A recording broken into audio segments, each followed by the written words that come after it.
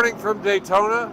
Eddie and I are sitting here in the pole sitters pit box and just wanted to talk about our predictions for what's going to happen today and this afternoon and tonight and tomorrow. Well, I think it's going to be it's going to be just a fabulous race. I mean, for once, Jack, the weather's just awesome. We don't have rain, and it's just going to be a beautiful day. And as I said last week, the crowd was just amazing. Well, I think the difference this year versus previous years, I think for the first time in a long time, this is going to actually be an endurance race, not a 24-hour sprint. With all these new GTP cars and their hybrid systems and the unknowns of the reliability of such systems, I think this is anybody's race to win. And as a number of us were talking earlier, a lot of us were actually favoring an LMP2 car, and in particular, Ben Keating's Wins car that could actually finish this race first overall.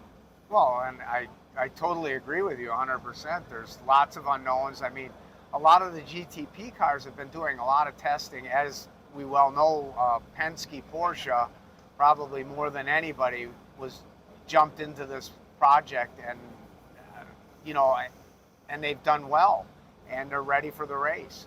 So I think you're right, though. I think it's going to be a lot of the teams are bringing in extra guys from the IndyCar series to manage problems that they have during the race. Yeah, when we spoke the other day with Hurley Haywood, Hurley pointed out, he says, if any of these cars have to go behind the wall for any repairs, he says that's a minimum of probably 20 to 30 minutes off the track. That's going to be 10, 15, 20 laps to try and make up in a 24-hour race.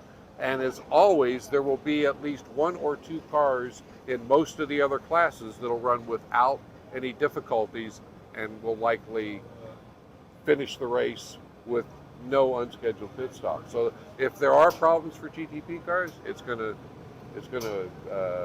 really affect the total outcome of the race. Well, and you're right. I think that it's going to be whoever minimizes their time in the pits is going to win.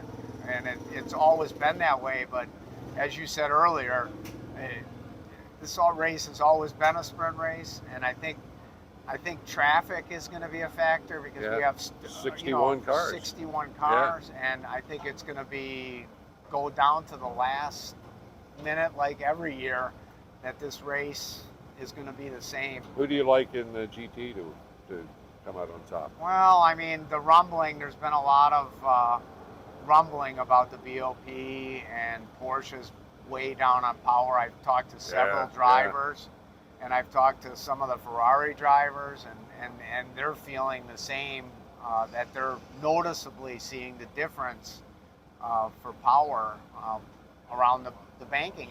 So I guess you'd have to favor Mercedes this year. Yeah, I think Mercedes is really looking good.